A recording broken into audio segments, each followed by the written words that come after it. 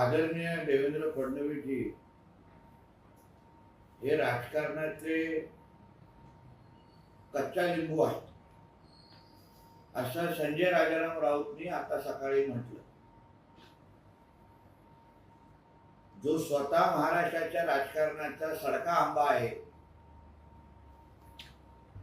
ज्याला भरलेल्या आंब्या पेटीमध्ये ठेवला तर पूर्णच्या पूर्ण पेटी नासून जाईल, अशा सडक्या आंब्याने आदरणीय देवेंद्र फडणवीसजींना अशा पद्धतीची उपमा देणं हे खरं म्हटलं तर त्याला स्वतःला लाज वाटलं पाहिजे.